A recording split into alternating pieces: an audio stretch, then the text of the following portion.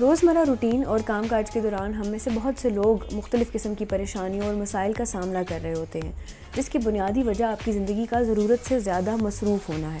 بعض اوقات ان مصروفیات کی وجہ سے ہم خوش رہنے کے چھوٹے اور آسان طریقوں کو بھلا دیتے ہیں، جس کی بنیادی وجہ یہ ہے کہ وہ ہماری روزمرہ پریکٹس کا حصہ نہیں ہوتی۔ سیدتی میگزین میں شائع ہونے والی رپورٹ میں بتایا گیا ہے کہ اگر آپ کی زندگی ضرورت سے زیادہ مصروف ہے تو یہ بھی آپ کی پریشانی کا باعث بن سکتا ہے۔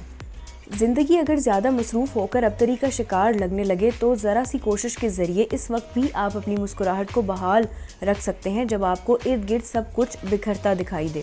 اس میں سب سے پہلا اور آسان طریقہ یہ ہے کہ آپ کے پاس جو بھی موجود ہے اس پر شکر گزاری کرنے کی عادت کو اپنائیں۔ اگر آپ شکر گزاری کا جذبہ رکھتے ہیں اور آپ کا جواب ہاں ہے تو آپ بہت خوش قسمت ہیں۔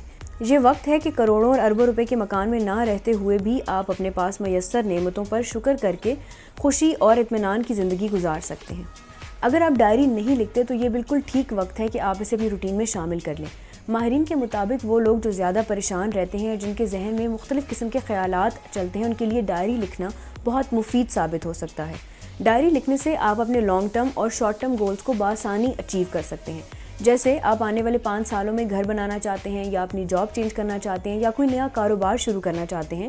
ڈائری لکھنے سے آپ اپنے آپ کو ایک ٹارگٹ دے دیں گے جس کے مطابق آپ کے لیے چلنا آسان ہو جائے گا۔